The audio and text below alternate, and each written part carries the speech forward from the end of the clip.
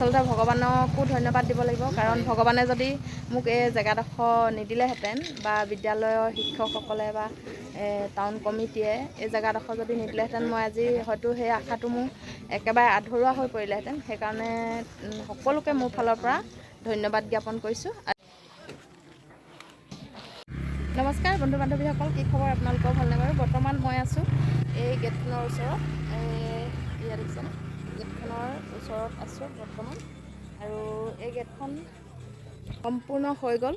এইফালে দেখিছেনে ঢাকি থোৱা আছে, আৰু এইফালে জুবিন গাৰ্গক আঁকিলে, আৰু এইফালে প্ৰাকৃতিক দৃশ্য, আৰু ওপৰত যিহেতু নাম চাম আছে সকলোবোৰ ঢাকি থোৱা হৈছে।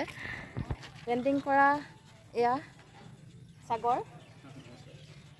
বাইদেউ বোকাখাটৰ পৰা মাতিলে, বাইদেউ মাতি পঠিয়ালে বোলে ইয়াত দুখন পেইণ্টিং কৰিব লাগে, এখন লেণ্ডস্কেপ পেইণ্টিং, অলপ জীৱ জন্তু থকা। আমি অলপ কাজিৰঙা চিনেৰি এটা বনাই দিলোঁ, লগতে সিংহটো অলপমান বেছিকৈ দিলোঁ যেনিবা।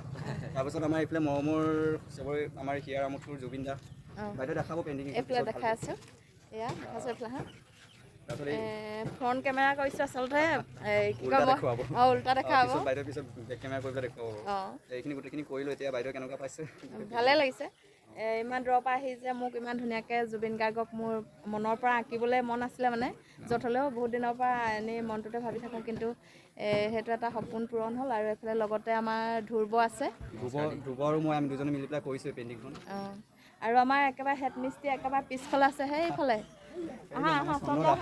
চন্দ্ৰদাই মেইন কাম গোটেইখিনি চন্দ্ৰদাই কৰিলে আৰু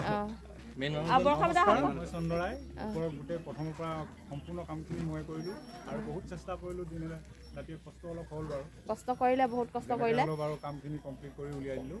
আৰু আমাৰ লগত সাগৰ আছিলে, ওচৰতে আমাৰ বৰষা লেম্বু, তেনেকৈ আমি সদায় হাঁহি ধেমালি কামখিনি যেনে তেনে কৰি শেষ হৈ গ'ল। অহাকালি দুৱাৰ মুকলি আছে।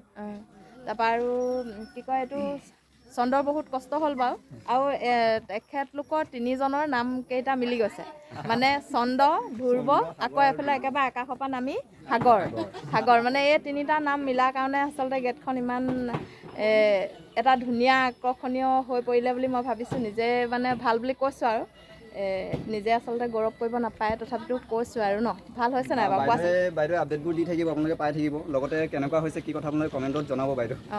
আমাৰো অলপ চাই ভাল লাগিব।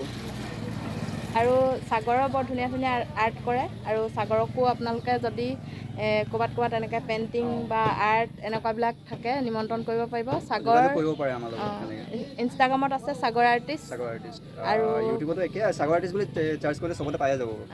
আৰু আমাৰ এইফালে হেড মিস্ত্ৰীজনৰ চন্দ্ৰভাগৰ আকৌ ফেচবুক নাই দেই একো। ডাইৰেক্ট যদি আপোনালোকৰ কাৰোবাক দৰকাৰ হয়, তেতিয়া মোক কমেণ্ট কৰিব লাগিব বা মেছেজ কৰিব লাগিব, তেতিয়াহে আপোনালোকে পাব। আৰু বৰ ধুনীয়া আখৰ লিখে, আখৰখিনি মই আপোনালোকক দেখুৱাম, আৰু আপোনালোকে যেতিয়ালৈকে খুলিম, অহাকালিলৈ খুলিম, তেতিয়া মই আখৰখিনি দেখুৱাম, তেতিয়া আপোনালোকে নিশ্চয় কমেণ্ট কৰিব বুলি আশা ৰাখিলোঁ। আৰু এইফালে আমাৰ বৰষা বাইদেউ ঠাণ্ডা পানী যোগান ধৰিলে মিস্ত্ৰীসকলক, আৰু সেয়াই ভাল লাগিছে। আৰু আমাৰ বেণ্ডি পথাৰত ইমান ধুনীয়াকৈ স্কুলৰ মুখত ইমান ধুনীয়াকৈ গেটটো বনাই দিছে আমাৰ মৰম বাইদেৱে, তেওঁৰ ল'ৰাৰ স্মৃতি, সেইকাৰণে বহুত ভাল লাগিছে। আৰু সদায় স্মৃতিটো থাকিব, আৰু ধন্যবাদ।